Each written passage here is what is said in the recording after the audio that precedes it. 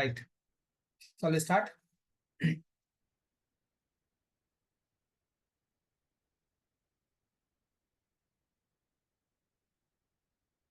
Krishna is not joined.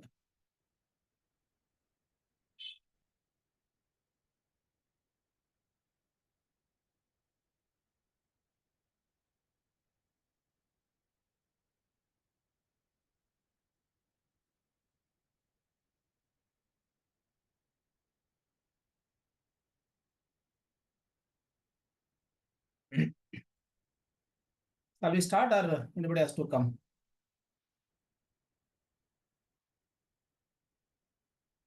Yeah, Krishna also has come.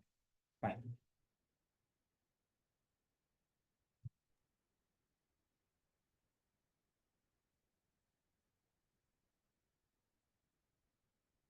So yesterday morning we have seen this operators and all, right?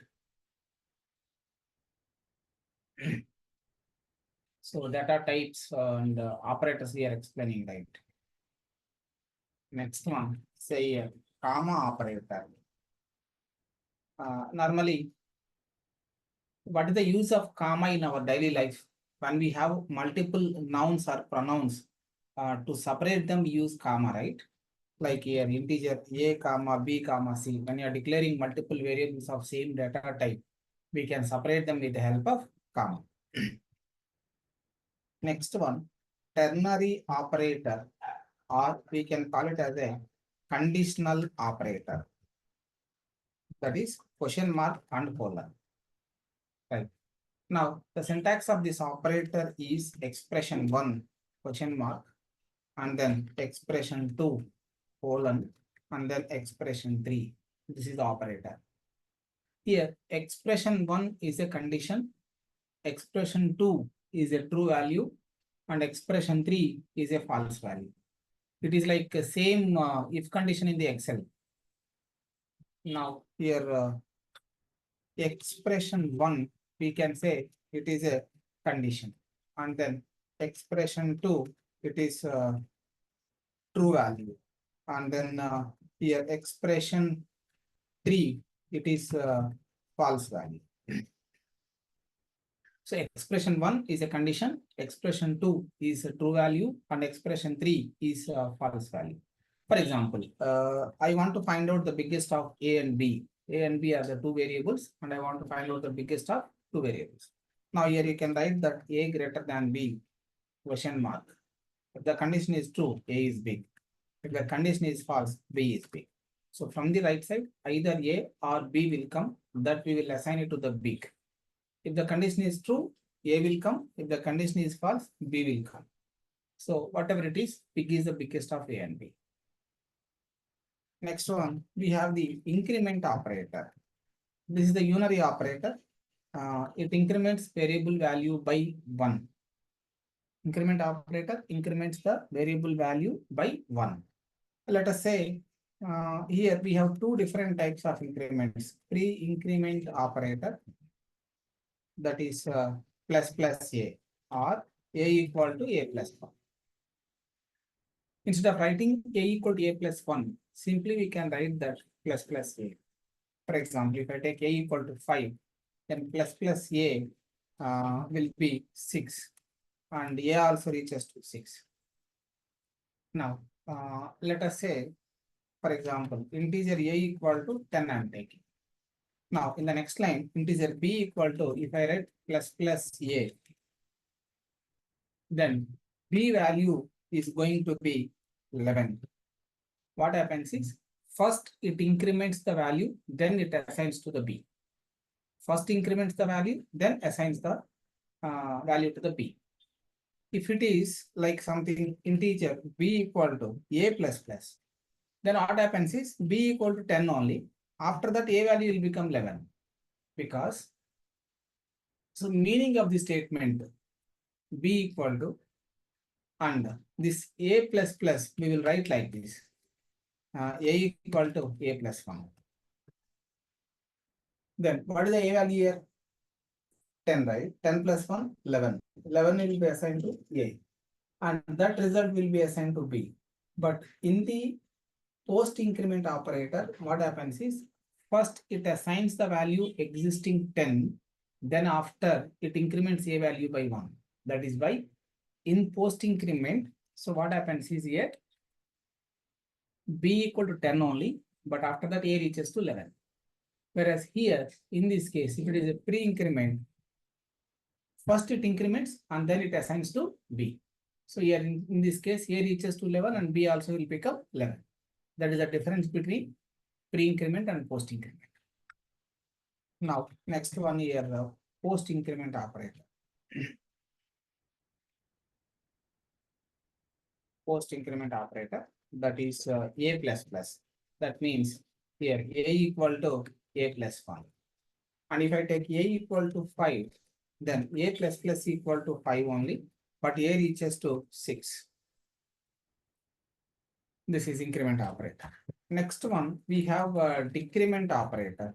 Increment operator is plus plus, which will increment value by 1.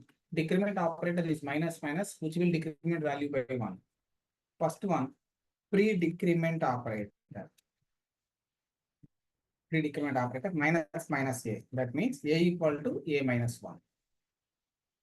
A equal to a minus 1. If I take a equal to 5, then minus minus a equal to 4. It decrements value by 1. And then a equal to 4. When it is a post-decrement, that is a minus minus. This also means that a equal to a minus 1. Here, if I take a equal to 5, a minus minus will be 5 only, but a reaches to 4. So this is increment operator and decrement operator.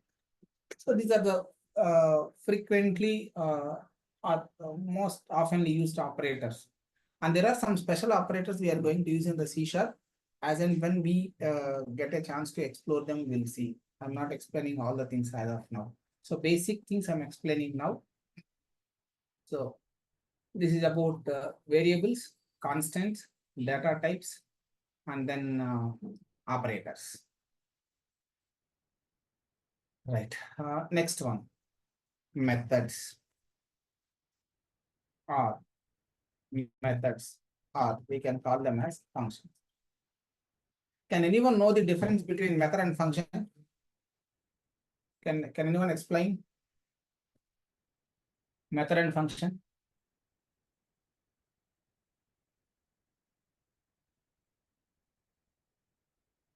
ఉన్నారా అందరూ? Yes, sir. Yeah. So what is the difference between method and function? Do you know anything?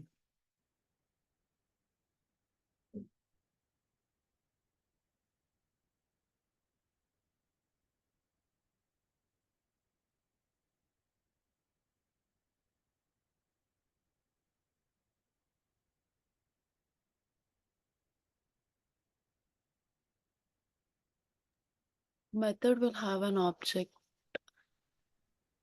Okay.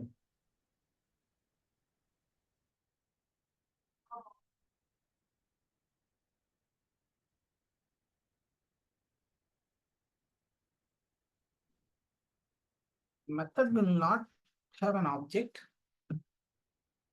See, syntactically both are same, and there is no difference between method and function. There is a small difference between these two. Functions are independent, methods are dependent. I'll explain you that. Let us say I have a C program like this. Okay. And in this one, I have two.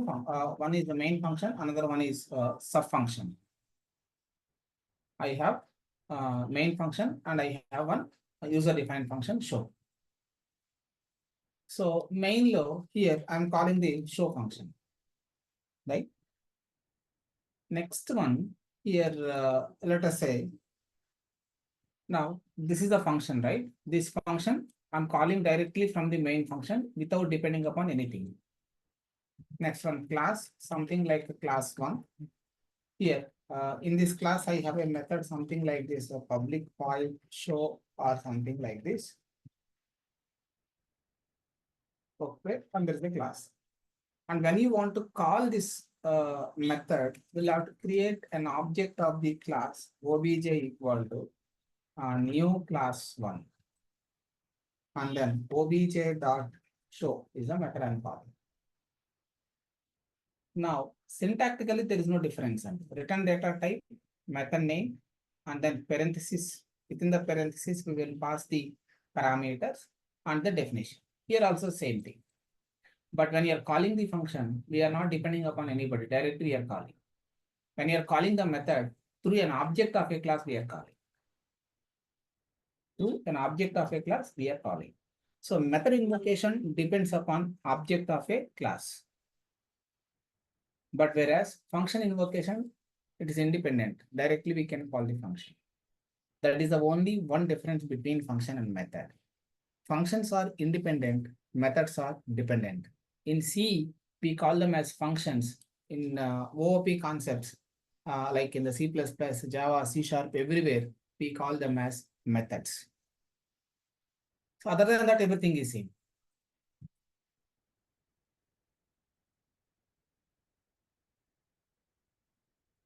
Okay. So now here syntax will be like this. Now we'll write return data type. What type of value that method is going to return? And then say a method name. What is the name of the method? And then within the parenthesis, we'll pass the parameters list. What are all parameters we are passing? Right. So within this body, the definition. What are all statements you want to write? We can write that. So first one is return data type, and then method name, and then within the parenthesis parameters list. What parameters we are passing, and then statements. Right. Next one here, there are two different types of methods. One is returnable methods. So for returnable methods, example, I'm writing that return type is an integer. Method name, I'm writing sum. For example, here I'm passing two integer parameters to that method. One is integer x and another one is integer y. And now this method is going to return x plus y. Then close. Remember, these things we call them as a parameters, or we can call them as arguments. Anything is fine. So don't get confused between the parameters and arguments. Both are same. Here sum is a method name. For that we are passing two integer parameters, and that method is returning one value of type an integer. Remember, any method or a function can return only one value. It cannot return multiple values. So here, whatever the type it is going to return, integer or float or double or decimal. So that will specify. Second one is non-returnable methods. Non-returnable methods. Here, example, for all non-returnable methods, return type is void. Void, it indicates that that method is not going to return any value. Say here void. So here, for example, I want to write a function called swap. Here I'm passing integer a comma integer b. This method I want to use to swap both the values a and b. Okay. And here, what are all statements you want to write? We will write.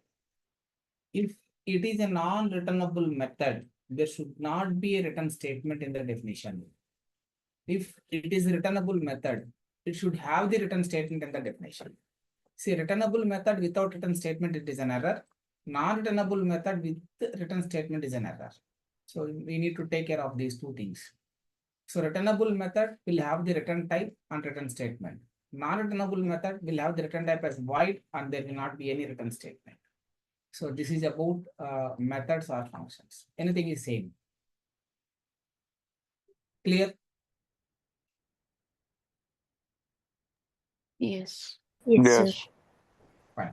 Next one, we have the control statements. What are the control statements?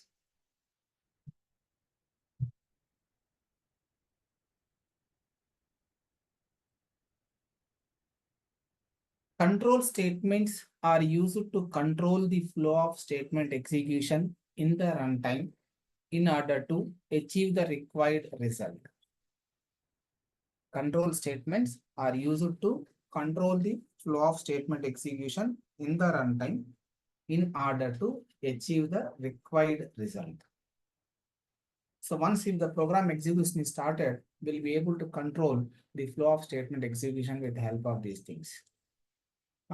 Simple if conditions only. There are 4 different syntaxes in this one. First one is simple if. When it comes to the simple if, let us say if condition. If the condition is true,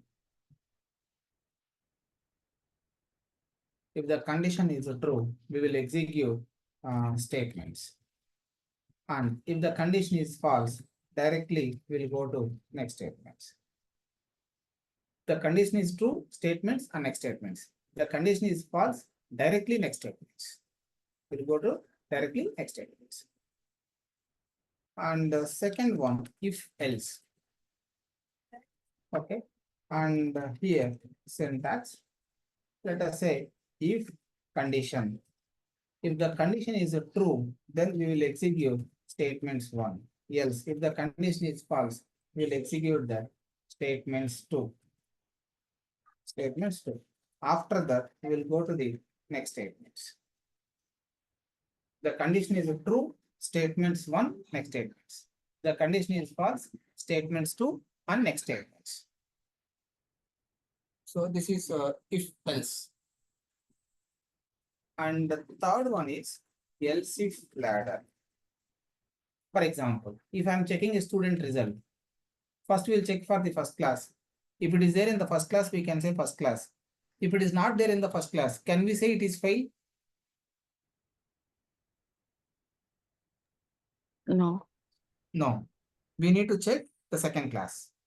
If it is not there in the second class, again we cannot say fail. We need to check it in the third class. If it is not there in the first class, if it is not there in the second class, if it is not there in the third class, then only we can say the result is fail. So here we have the multiple conditions. If not A, if not plan A, plan B. If not plan B, plan C. Like multiple conditions. Say here syntax, like here, I'm writing that if condition 1. If the condition 1 is true, we will execute statements 1. If it is not, else if, we will write the condition 2. Then we will execute the statements 2. Statements 2. The condition 1 is true, statements 1. If it is false, condition 2. Then statements 2. Like here, else if condition 3. Condition 3. Then we will execute statements 3. If it is also false, here example I am writing 3 conditions, but we can have n number of conditions. If all the conditions are false, then we will execute statements 4. Okay. After that, next statements. So here, if it is a first class, we'll say that first class, we'll go to the next student. If it is not there in the first class, we'll check for the second class. Yes, we are second class, we'll go to the next students. If it is not there in the second class, then third class. If it is there in the third class, yes, and next. If it is not there in the third also, we'll say that fail, we'll go to the next statements. Okay, so this is else if ladder. And next one is nested if.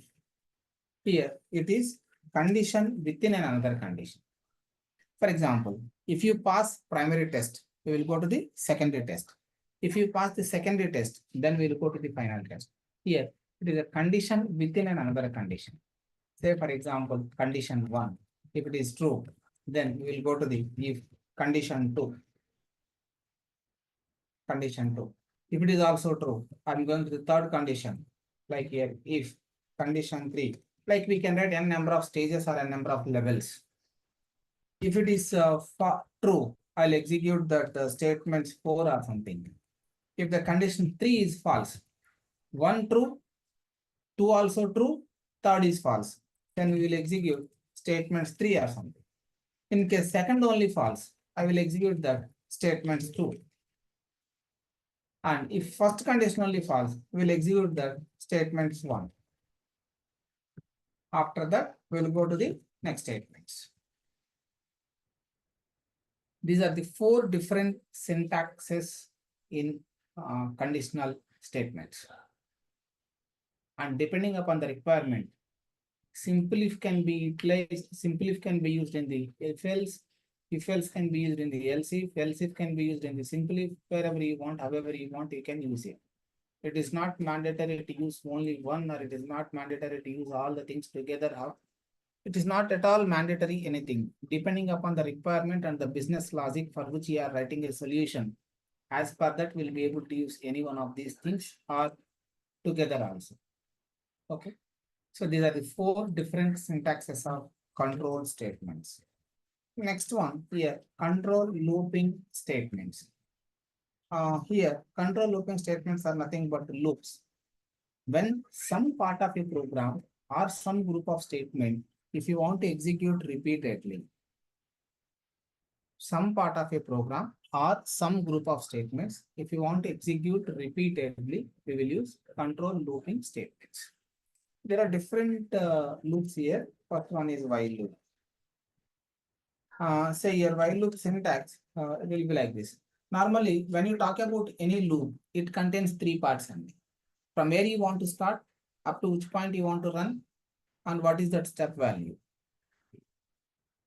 Counting, I want to start from where, up to which point you want to count, how will you count? These are the three things are required. So these three things will. Hello. Sir, sir 9 is just the class లో ఉన్నా.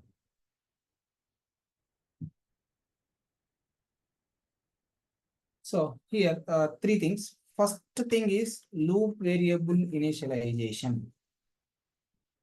Loop variable initialization. Like we can say that I equal to 1, I equal to 0 or something. Whatever is that you want to initialize. And then while condition. And within the loop, here, what are the statements you want to use?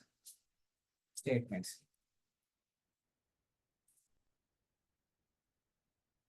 Okay. We can make use of these things. And after, at the end of the loop variable increment or decrement. Loop variable increment or decrement. And after that, we'll go to the next statement. This is while loop. Loop variable initialization, condition. As long as the condition is true, loop statements will be executed repeatedly. Whenever this condition is false, without entering into the loop, control will come to the next statement. And for every iteration, loop variable is going to be incremented or decremented. Right? This is while loop. Second one, we have the for loop. And here, for loop syntax, like here, for expression 1, and then expression 2, and then expression 3. Here, three things as I said, like variable initialization, condition, increment or decrement. So expression 1 is initialization, expression 2 is condition, expression 3 is increment or decrement. So expression 1 will be evaluated before the first iteration of the loop. Before the first iteration. Expression 2 will be evaluated before each iteration of the loop. Before entering into the loop, every time it will check the condition. Expression 3 will be evaluated after each iteration of the loop. After completing the loop, every time it will execute. And after this one, this is common. Okay. But here, this will not be there. Because initialization here, condition, and increment or decrement. These are the three parts in the for loop. So now, while loop and for loop, both are called entry controlled loops. Entry controlled loops. That means before entering into the loop, they will check the condition. If the condition is true, then they enter into the loop. Otherwise, they will not enter into. Okay. Next, third one, we have one more thing called do while loop. Do while loop. It is called as normally exit controlled loop. Exit control. So here syntax, and then do.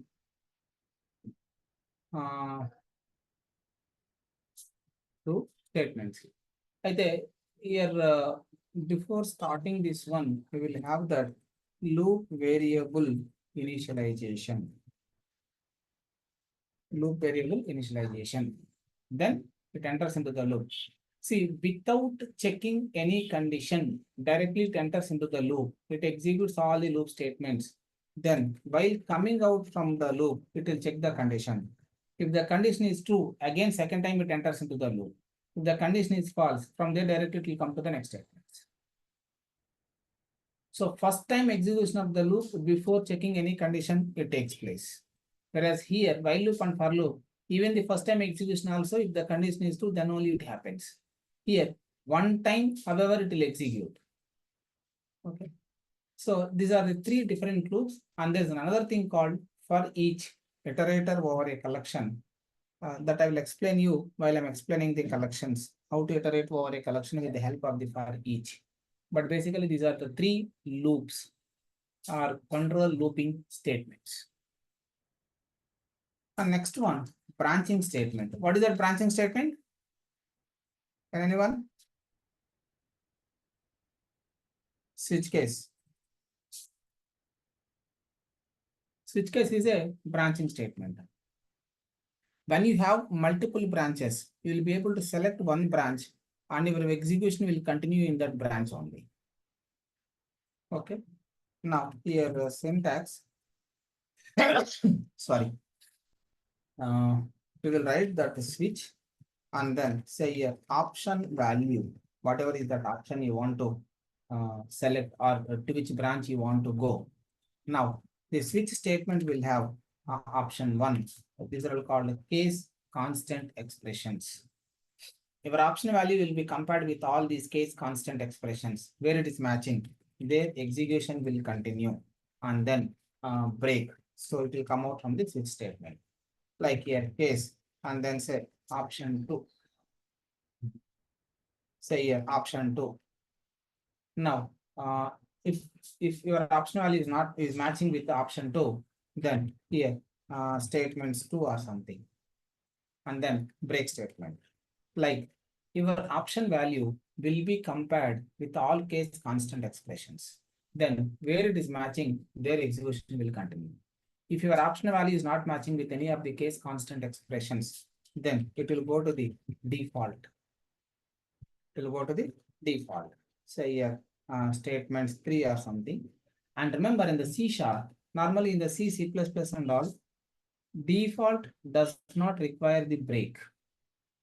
Does not require the break default.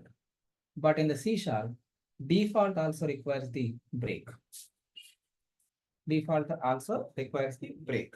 So we need to write the break even in the default. Whenever the break is executed, then execution will continue at the next step. So now these are all different branches. So your option value will be mapped with the branches where it is matching. So this option value where it is matching, that will execute. When the break is encountered, control will come directly to the next statements. In case if your option value is not matching with any of these case constant expressions, then if it finds the default is going to be executed. So this is switch case. Right. Next one. What is meant by a class and what is meant by an object? So what is meant by class and what is meant by an object?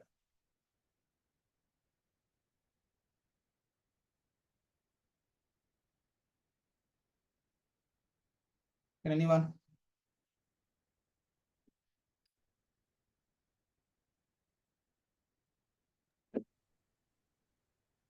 Class is a blueprint which contains methods, variables. Okay. What about object?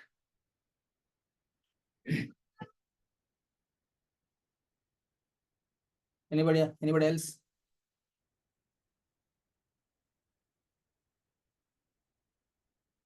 Class is user defined and object is like we can use that inside the class. Okay. Very good. Still anybody else?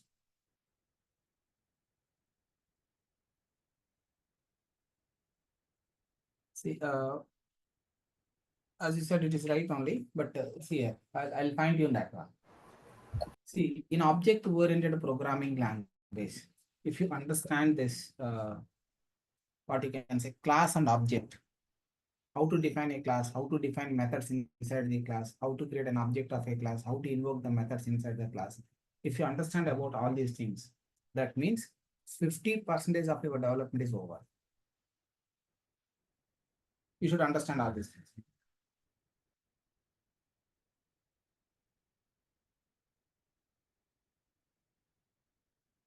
For example, if I show you mobile and if I ask you that what it is, you'll say that it is a mobile. If I show you something like a car, if I ask you what it is, you'll say that a car. How you are able to tell that it is a mobile? How you are able to tell that it is a car? Because you know the concept of a mobile. Because of that concept, you will be able to identify that mobile as an, I mean, you will be able to identify that object as a mobile, right? Like, yeah, as because you know the concept of a car, by seeing the car, you will be able to identify that it is a car. Now, the concept what you have is called a class, and the object what you are identifying, it is an object.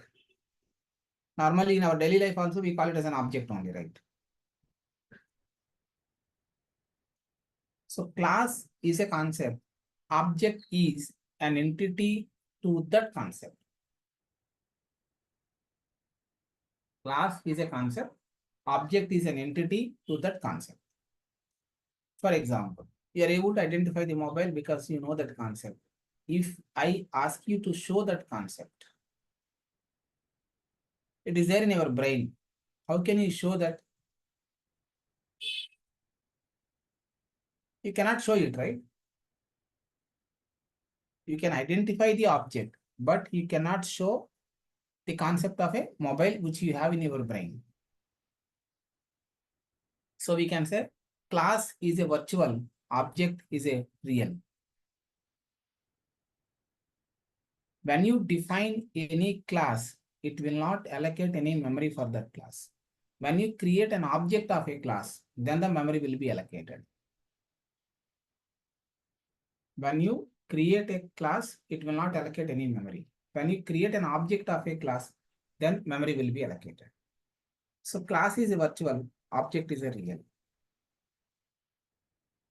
Because simple ga, with the help of a keyword class, we will be able to define a user-defined data type for which we can declare a reference variable, or for which we can create a variable which is called as an object.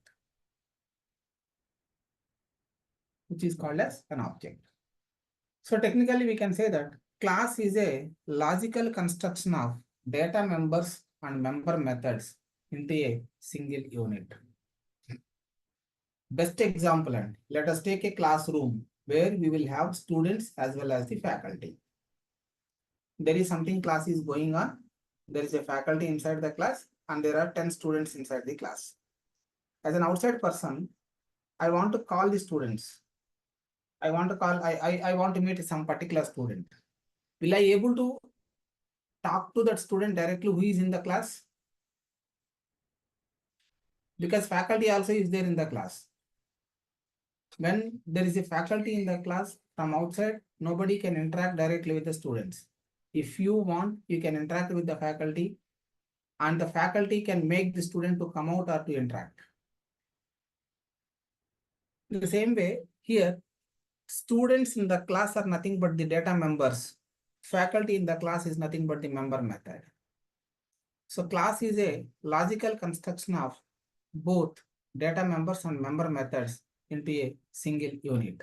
And that unit we are calling it as a class. Okay, so we can say it is a logical construction of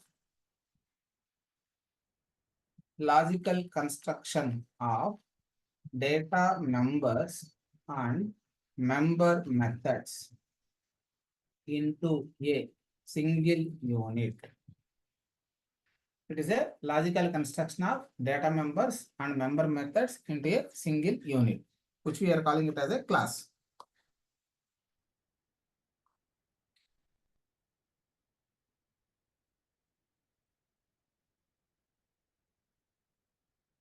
Here syntax class and then class name, and within this what are all statements you want to write, we will write. 1 minute and we'll have water and drink.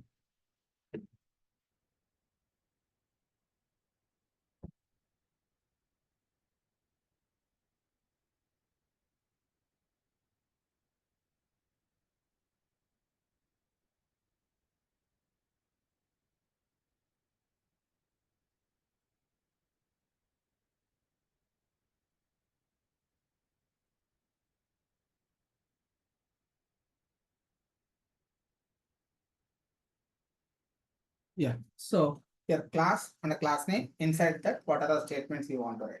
We'll see what statements we write inside the class later. Timing, what is a class, and syntax of class. The next one, object. As I said, object is the physical existence of a class, because when you create an object of a class, then the memory will be allocated so that we can show that it is an object. It is runtime. It is runtime entity of a class. It is runtime entity of a class because object can be created in the runtime only. Then the memory will be allocated for this object.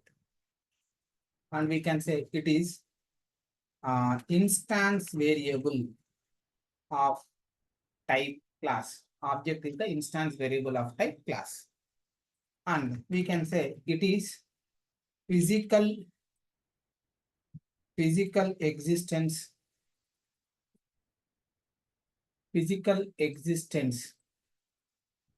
of a class. If I ask you to show the concept, you cannot show, but you can explain the concept with the help of an example. That is what the object. So object is the physical existence of a class. And now it contains both data and code of a class. So data is nothing but the variables inside the class. Code is nothing but the methods defined inside the class. It contains both data and code of a class. Next one, once if we create a class, we can declare any number of objects, or we can create any number of objects belonging to that class. For example, there is an integer data type. If I want to declare n number of variables for the integer data type, we can declare. In the same way, if you want to create multiple objects for a class, we can create. That is the reason we can say we can create any number of objects belonging to a class. That is the reason we will say that collection of similar objects is nothing but a class. We will tell like that, but exactly the definition is wrong, because object can be created from the class, but class cannot be derived from the object. Object can be created from the class, but class cannot be derived from the class. But for a class, we can create n number of similar objects. That is why we call it as a collection of similar objects. And now the syntax, say here, class name for which you are creating an object, space, and then object name. What is the name of the object? Equal to new is an operator. We are going to use the class name and open parentheses, close parentheses. Say for example, here I'm writing that sample obj equal to new sample. Sample obj equal to new sample. So what happens is here, if I take the paint, see here, in all programming languages like C or C++ or Java or C#, we will have two different memory maps. One is, memory map contains two different parts. One is the stack memory, another one is a heap memory. Heap memory is for the dynamic memory allocation. If I create a local value type variable, then memory will be allocated. In the stack. Okay. If it is a reference variable, memory will be allocated in the heap. instance, and this is the reference variable to that instance. And it is the reference variable to that instance. So what happens is now this is my instance, and this is the variable, reference variable, which is pointing to this memory location. And now here we will see this is my obj object, which is pointing to that memory location. So new is an operator. Here we are creating it like this, right? So sample is a class, and then obj equal to new sample. New sample. So new is an operator which allocates memory for the sample class in the heap area, and that allocated memory address will be assigned to the reference variable obj, which will be in the stack memory. And here, when it is creating an object of this class, you know that when you write the parenthesis like this, invoking the method. And here, this is the method we are calling. And this method name sample. And what is the class name here? Sample. If the class name and method name both are same, what is that method is called? Constructor. Constructor. So when you are creating an object of a class, implicitly it executes the constructor of that class. Implicitly it executes the constructor of the class. So constructor is a special member method whose task is to initialize the object of a class whenever the object of the corresponding class is creating. Whenever the object of the corresponding class is creating. So here, that is why we call it as a instantiation of a class or constructing an object of a class. Okay. So we are creating an object of a class or we are constructing an object of a class. That is the class and object. Clear it is?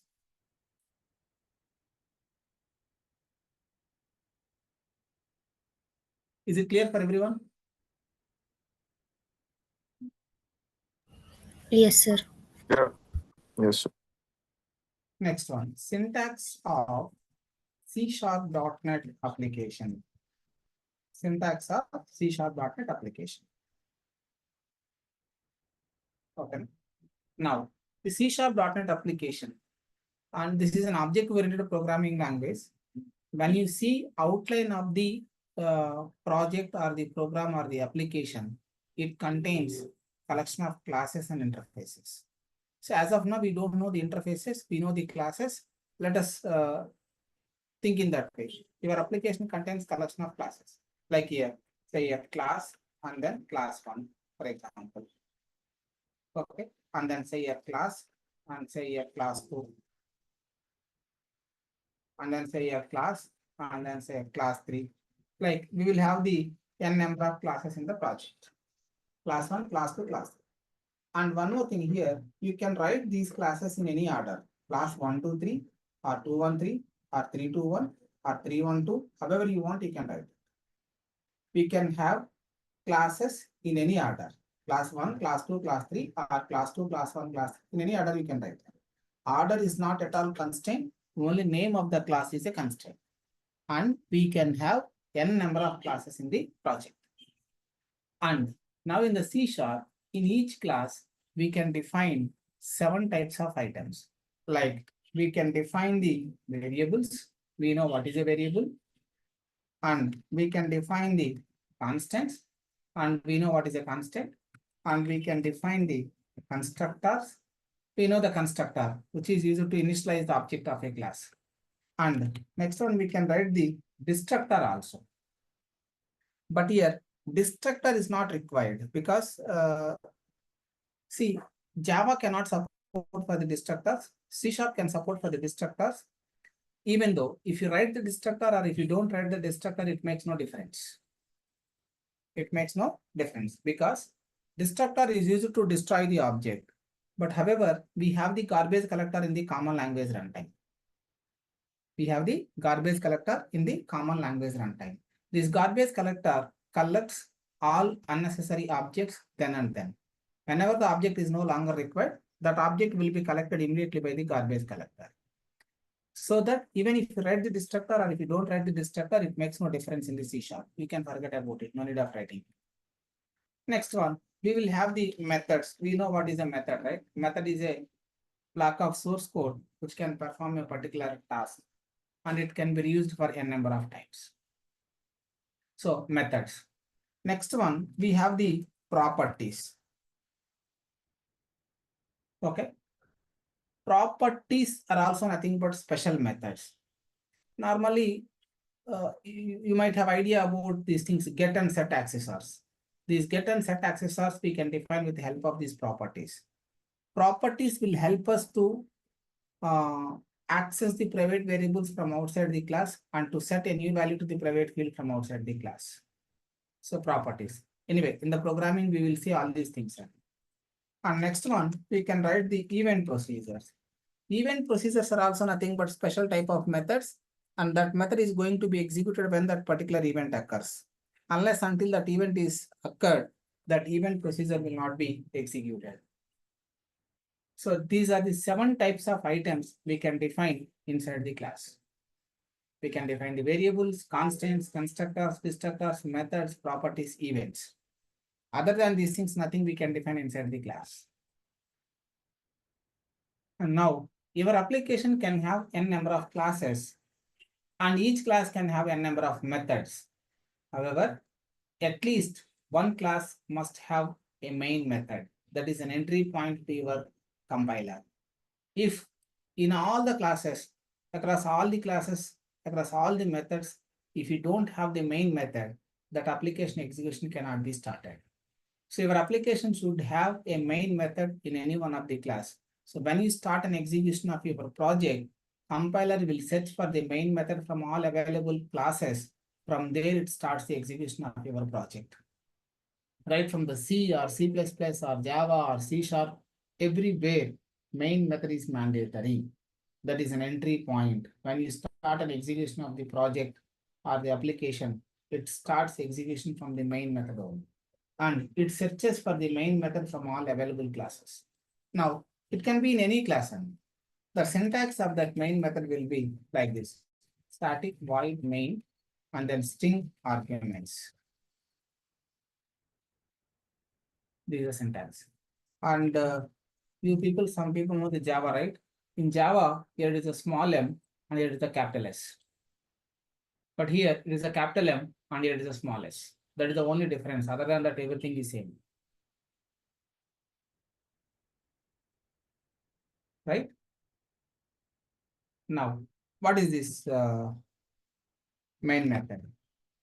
Here, main method is accepting an array of string arguments. Here I'm writing that here main method will accept an array of string arguments. An array of string arguments. Your main method will accept an array of string arguments. And main is a method name. Main is a method name. And then void. Void, it indicates that main method, it won't return any value. Main method, it won't return any value. For all non-returnable methods, return type is void. Void, it indicates that main method, it won't return any value. And what is meant by static? See, we can define static methods or instance methods inside the class. So instance method is individual for every object, and static method is common for the entire class. One practical example I'll tell you. I have an SBI account in Hyderabad branch. Some X person has an SBI account in Vijayawada branch. For example, I received my passbook on which my branch address and branch phone number is printed. And some X, he received his passbook. On his passbook, his branch address and branch phone number are printed. So my account is in Hyderabad. I got the Hyderabad branch address. His account is in Vijayawada. He got the Vijayawada branch address. Fine. Both of us, we received the debit cards. And if you see the customer care number printed on both the debit cards is same. So that customer care number is not related to any particular branch. It is related to entire bank. That is called static. And whereas instance means every branch will have its own number. That is called instance. Here, static, it indicates that main method. Yeah, one more thing. If you don't write this method is a static, then when you want to invoke this method or when you want to start execution from this method, first of all, you'll have to create an object of this class. And normally, object can be created in the runtime. That means once if you start an execution of your project, then only we can create an object. Then only we can create an object. But your object can be created in the runtime. If you create an object, we can start the runtime. So that is not possible. That is the reason main method we are writing it as a static. If you write this main method as a static without creating an object of this class, we can start the execution from the main method. So without creating an object of this class, we can start the execution of the main method. So now static, it indicates that without creating an object of a class, without creating an object of a class, we can access main method. Without creating an object of a class, we can access main method. That is a static. So this is about as because without creating an object, directly we can start execution from the main method. Once if the execution is started, inside that whatever is that you want to do, you can do it.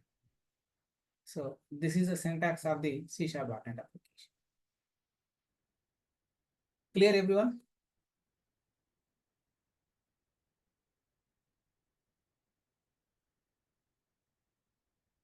Right. First, to understand the language concepts, we learn about console applications.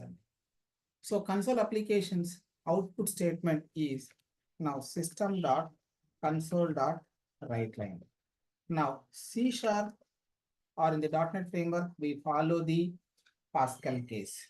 Pascal case means every word first letter must be a capital. WriteLine W capital, line L capital, console C capital, system S capital.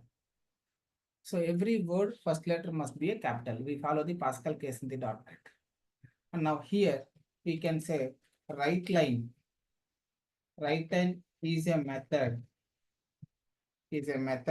which was defined in the class console.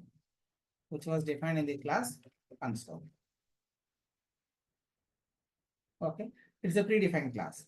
Now console is a class which was defined in the namespace system. System is a namespace. So this is output statement. This is like what you can say printf in the C. Okay, so this is output statement. Next one is like here input statement.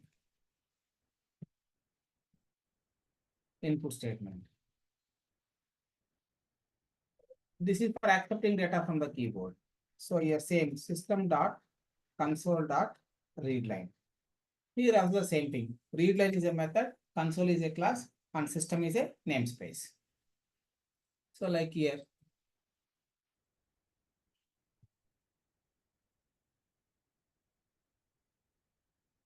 readline is a method which was defined in the class console, and console is a class which was defined in the namespace system. And this is for accepting data from the keyboard, and this is for displaying data to the monitor. And this console.writeLine and console.readline, number of times we will use in the program. Every time, instead of writing that system, what we can do is simply we can import using system. This is importing the namespace. See, in C language, we use #include stdio.h. And when you come to the Java, we use import java.lang, import java.io. When you come to the C sharp, we use using system.io, using system.text. We will use the using system. Once if you write using system, then we can write simply console.writeLine. Console.writeLine. And then here console.writeLine or readline. Console.readline. So this is about console.writeLine and console.readline. So this is the using system. So these are the input and output statements. So these are all basic things. And next we'll have to start with the programming part.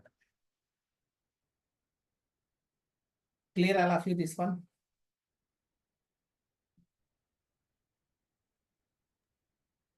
Yes, sir. Any doubt?